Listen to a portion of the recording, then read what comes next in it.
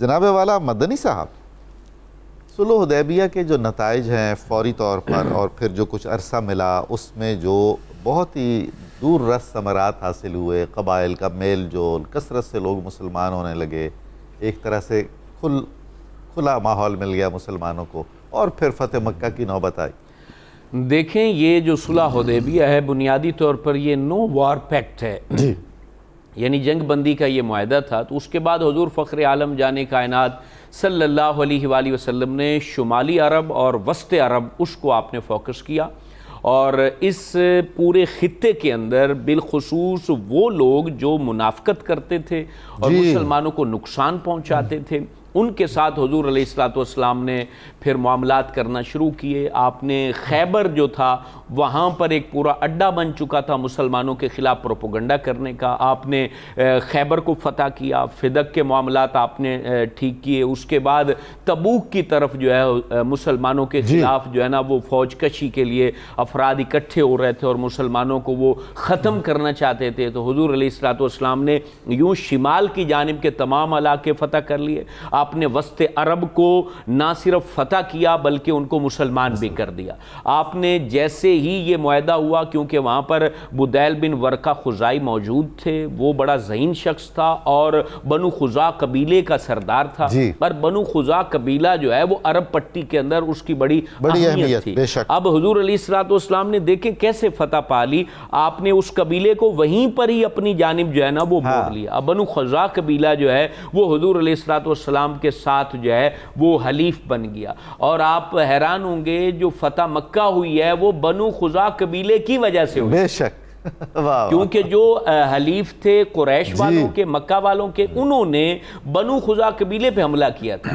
اب اس قبیلے پہ حملہ کرنے کی وجہ سے وہی سبب بنا، انہوں نے حضور علیہ السلام کو آ کے کہا کہ حضور اب انہوں نے ہم پہ حملہ کیا، آپ ہمارے ساتھی ہیں، اب ہمارا ساتھ دیجیے اس معاہدے کی وجہ سے۔ تو حضور علیہ السلام نے کہا یا تو جس قبیلے نے حملہ کیا ہے اس کا ساتھ چھوڑ دو یا پھر ان کو بدلا دو، اس طریقے کی بات۔ اور پھر اگلی بات دیکھیں کیسے فتح مکہ کی جانب اللہ تعالیٰ نے وہی بات جو قرآن کہتا ہے کہ کافر جو ہیں وہ چال چلتے ہیں، اور اللہ رب العالمین خفیہ تدبیر فرماتا ہے، اور رب کی جو خفیہ تدبیر ہوتی ہے وہ کافروں کی چالوں کے اوپر ہیوی ہوتی ہے۔ اب وہاں پر انہوں نے تو چال چل لی کہ ہمارا بندہ آئے گا تو آپ واپس کریں گے، اور آپ کا بندہ آئے گا تو ہم واپس نہیں کریں گے۔ اب اس کو اللہ نے اپنی تدبیر کے ساتھ کیسے فتح مکہ کی جانب موڑ دیا۔ وہاں پر دو اہم ترین شخص، ایک ابو بصیر جو کہ مکہ میں مسلمان ہوئے اور مدینہ آئے، تو حضور علیہ السلام کو کہا گیا کہ ان کو واپس موڑیے، معاہدے میں لکھا ہوا ہے۔ تو حضور نے کہا بھی آپ چلے جائیے، یہاں سے ہمارا معاہدہ ہے اور ہم عہد شکنی نہیں کرنے والے ہیں۔ ابو بصیر نے کہا حضور میں بڑی مشقت سے آیا ہوں، وہاں پر اپنی جو ہے نا وہ بیڑیاں توڑوا کے آیا ہوں، اور آپ مجھے واپس موڑ رہے ہیں۔ کہا نہیں واپس چلے جاؤ۔ تو انہوں نے وہاں پر کافروں کے ساتھ لڑے اور پھر جدہ کی پٹی پر آ کے بیٹھ گئے۔ ابو جندل جو تھے جن کا نام عاص تھا اور سہیل بن عمر کے بیٹے تھے، وہ بھی واپس کیے گئے حدیبیہ پر۔ اب جو بندہ دیکھیں کافروں نے کیسی چال کی اور اللہ نے کیسی تدبیر فرمائی۔ اب جو مکہ میں مسلمان ہوتا وہ کیا کرتے، وہ جدہ کی جانب جو ہے رابغ کے مقام پر وہ جگہ موجود ہے، کیونکہ وہ کافروں کا وہ تمام تر راستہ ہے ایکسپورٹ امپورٹ کا۔ اب وہاں پر انہوں نے حضرت ابو بصیر نے ڈیرے لگا لیے، اور جو بھی مسلمان ہو، ابو جندل بھی اپنے باپ کی جو ہے نا وہ قید سے بھاگا وہاں پر چلے گئے، اور بہت بڑے سردار کا بیٹا، بہت بڑے سردار۔ اب وہاں پر جا کے یہ اکٹھے ہونا شروع ہوئے۔ جب اکٹھے ہو گئے تو اب انہوں نے کیا کیا، مکے کے تمام تجارتی قافلے روکنا شروع کر دی۔ اب انہوں نے جب حضور کی طرف خط بھیجا، کہا کہ آپ نے تو کہا کہ ادھر نہ رہنے دیں، ہم نے تو ان کو یہاں سے بھیج دیا ہے، اب تم جانو، اور وہ تمہارے علاقے کے لوگ ہیں، ان کو تم قابو کرو۔ لیکن کیا ہوا کہ انہوں نے پھر مجبور ہو کر یہ بنو خزاع کا معاملہ اور حضرت ابو بصیر کا معاملہ، انہوں نے کہا کہ ہمارا معاہدہ ختم ہے، آپ جو کرنا چاہیں آپ کریں، تو پھر آپ فتح مکہ کی جانب آئے۔ لیکن یہاں جو اہم ترین بات ہے سوچنے والی قبلہ نظامی صاحب، وہ یہ ہے کہ حضور علیہ السلام نے معاہدہ کرنے کے بعد جو ہے نا تبلیغ کو جاری رکھا، اور دوسرا اہم پوائنٹ جو تھا معیشت کو بہترین کی۔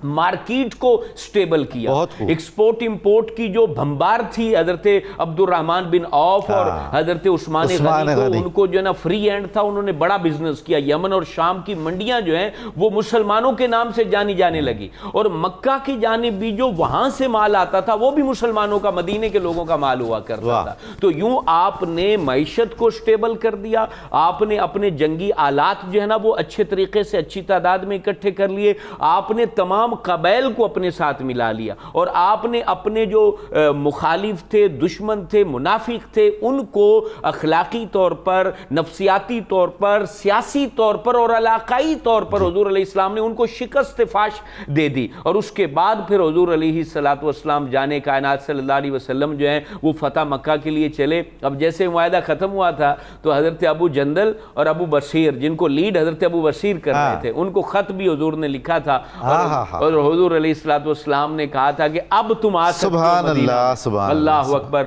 वो ऐसा दर्द वाला लम्हा था जब हजरत अबू बशीर को वो खत पहुंचा ना हुजूर सल्लल्लाहु अलैहि वसल्लम का, तो उन्होंने उसको अपने चेहरे पर रखा और कहा कि अब हुजूर के पास जो है ना मेरा पैगाम और मेरा सलाम और मेरे लिए दुआ की इल्तिजा कर देना, मेरा आखिरी वक्त है। तो वो अपने महबूब का खत मुहिब ने अपने सर पर रखा और अपने चेहरे पर लगाया, तो उनकी रूह कब से उनसरी से परवाज कर गई, और उन मुसलमानों का बेहतरीन किरदार था फतेह मक्का में। और इस तमाम सुनहरियों में, इन तमाम सालों में हुजूर सल्लल्लाहु अलैहि वसल्लम कितने हकीम शख्स हैं, कितने दाना हैं, और उनके दिल का ताल्लुक रब के साथ किस कदर है, और हुजूर अलैहिस्सलाम की रहनुमाई अल्लाह डायरेक्ट कैसे करता है, और रब तबारक व तआला का नबी कैसे इम्तियाजी हैसियत रखता है मखलूक खुदा में, और इंसानों के अंदर रब ताला ने उनके शऊर को, उनकी दानाई को, उनके फहमो इदराक को